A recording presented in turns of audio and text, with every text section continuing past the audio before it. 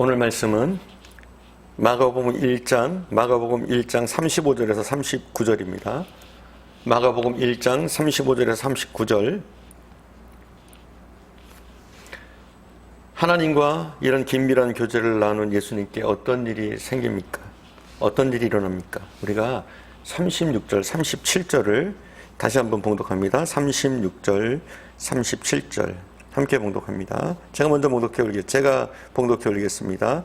시몬과 및 그와 함께 있는 자들이 예수의 뒤를 따라가 만나서 이르되 모든 사람이 주를 찾나이다. 오늘 본문에 보니까 그렇게 나와 있어요. 새벽 기도를 하고 있던 그 장소까지 제자들이 쫓아왔어요. 그리고 뭐라고 말합니까? 사람들이 주님을 찾고 있습니다. 여기서 주를 찾는다, 이 단어가 원문에 보면 집요하게 추적한다 이런 말이에요. 그냥 찾는 게 아니에요. 집요하게 찾고 있는 거예요. 쉽게 우리나라 말로 표현하면 눈이 빠지게 찾고 있는 거예요. 제자들이 이렇게 얘기하는 거죠. 선생님, 사람들이 눈이 빠지게 주님을 기다리고 주님을 눈이 빠지게 찾고 있습니다. 근데 여기서 뭐라고 계시나요? 빨리 오셔서 기도해 주세요. 여러분, 이때 예수님의 반응에 우리는 주목해야 됩니다. 반응. 38절 봉독합니다. 38절 제가 봉독해 올리겠습니다. 이르시되 우리가 다른 가까운 마을로 가자. 거기서도 전도하리니 내가 이를 위하여 왔노라 하시고,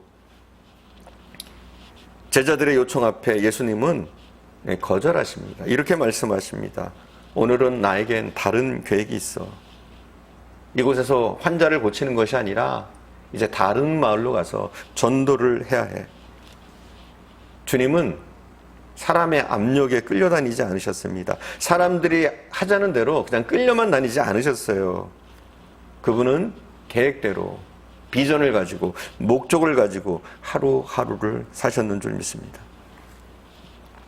골든 맥도날드라는 분이 있어요. 그 사람은 오늘 현대인들의 삶 가운데 두 가지 유형이 있다는 거예요. 두 가지 유형.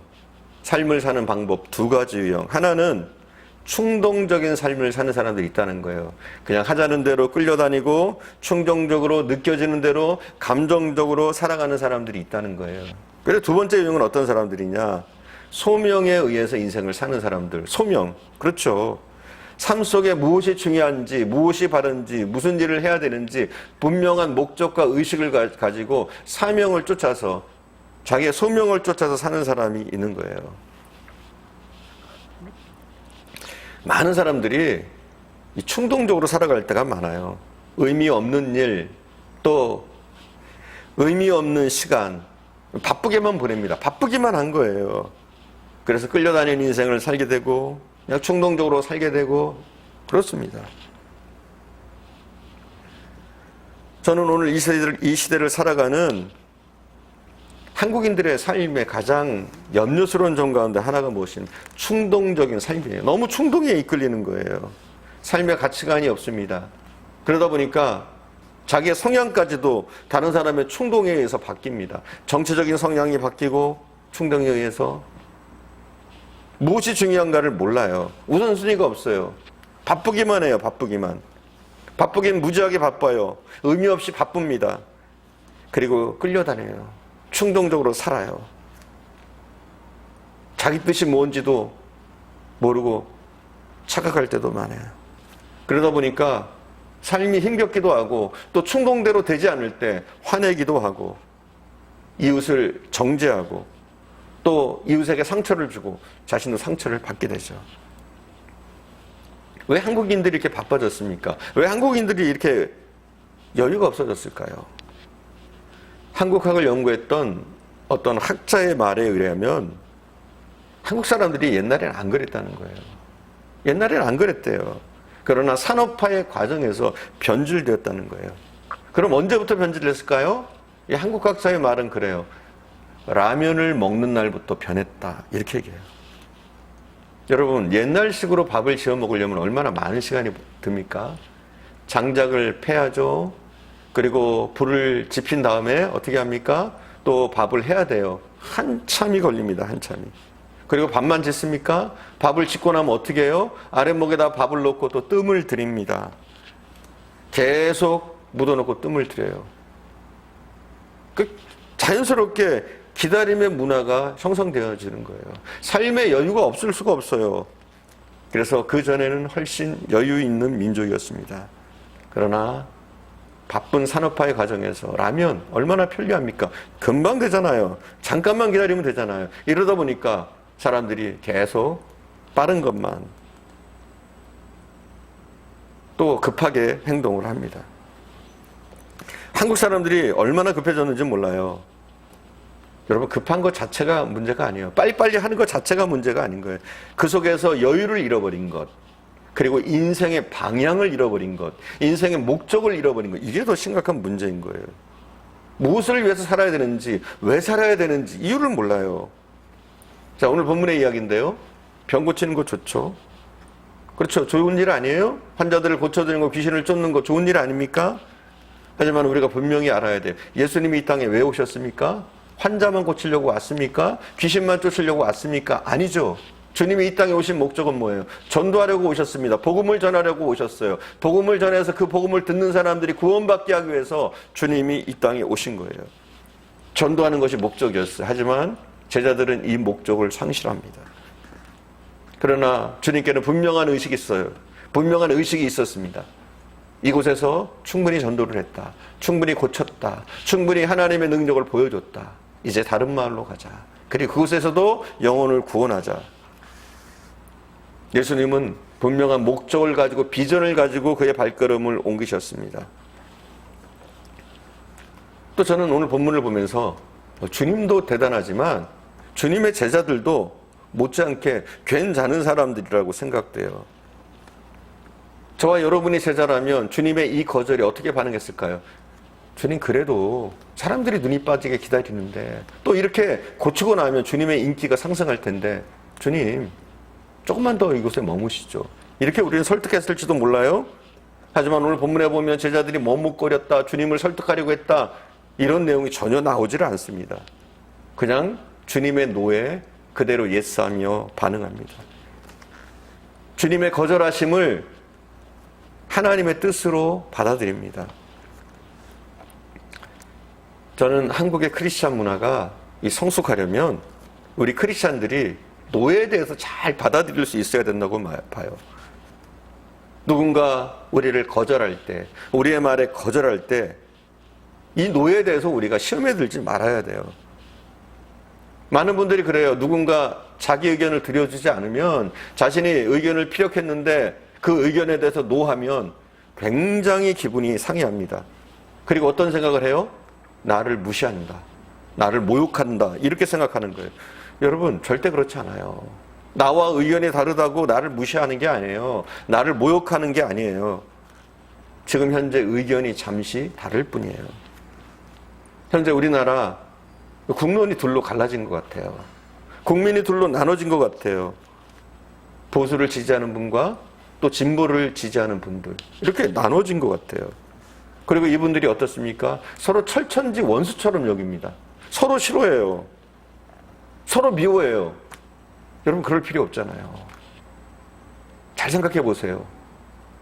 진보건 보수건 나라를 사랑하는 마음 똑같잖아요. 다 나라를 사랑하지 않습니까? 그리고 나라를 걱정하지 않습니까? 이 마음이 똑같아요.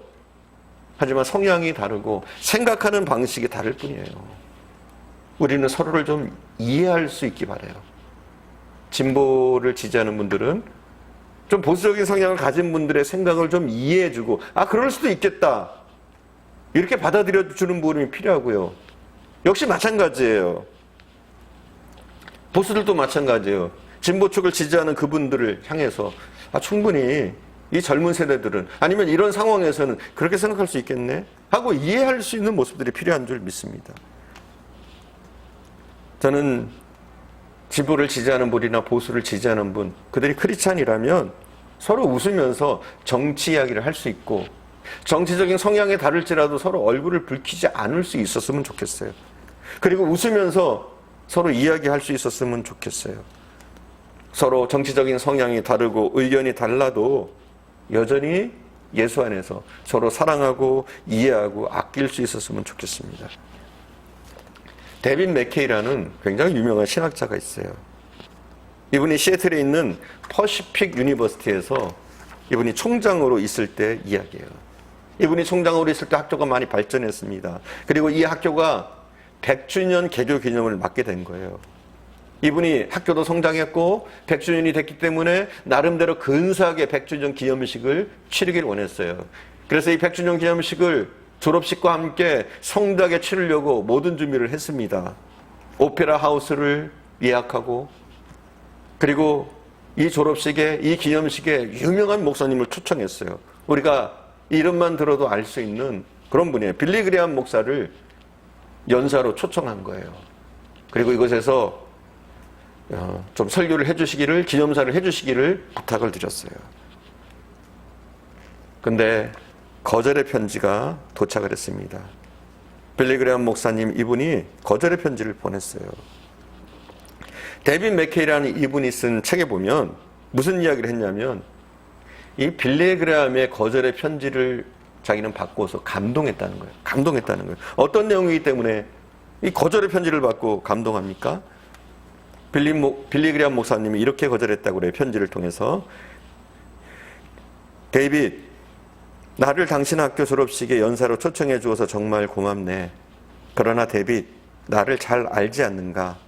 나와 자네는 친구이고 당연히 내가 가서 연사를 하는 것이 좋겠지만 나는 전도자야. 하나님은 나를 전도자로 부르셨어. 예수 믿지 않는 더 많은 사람들에게 복음을 전하기 위해서 부르셨단 말이야. 졸업식에는 나보다 더 적합한 메시지를 전할 수 있는 사람들이 얼마든지 있지 않나. 하나님이 나를 본래 불러주신 그 부르심에 따라서 일할 수 있도록 나를 이대로 내버려 두지 않겠는가? 이렇게 편지를 보냈다고 그래요. 이 편지를 받고 이 맥케이 목사님이 감동받았대요. 근데 저는 이 편지를 받고 감동받은 이 맥케이 목사님의 인격도 훌륭하다고 생각합니다.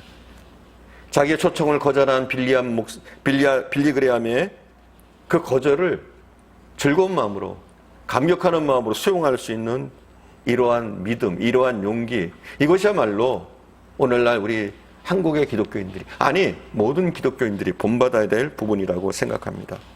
여러분, 모든 게 내 생각대로 되는 게 아니에요. 내 뜻대로 되는 게 아니에요. 내 의견, 내 뜻대로 안 된다고 할지라도 우리가 기분 나빠하거나 마음 상한 것이 아니라 어떤 일이든 주를 위해서, 주의 일을 위해서, 전도를 위해서, 영혼권을 위해서라면 우리는 얼마든지 거절당하고 얼마든지 핍박당한다고 할지라도 주님의 뜻이 이루어질 수 있다면 얼마든지 거절을 흔쾌히 받아들일 수 있는 그런 믿음 있는 크리스찬들, 그런 용기 있는 크리스찬들이 다 되어줄 수 있기를 간절히 축원드립니다. 기도하겠습니다.